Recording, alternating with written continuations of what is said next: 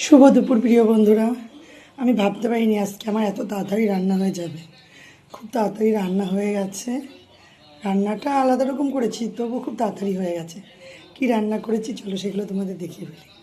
সবার প্রথমে রয়েছে এই যে গরম গরম সাদা ভাত, অল্প করে করেছি।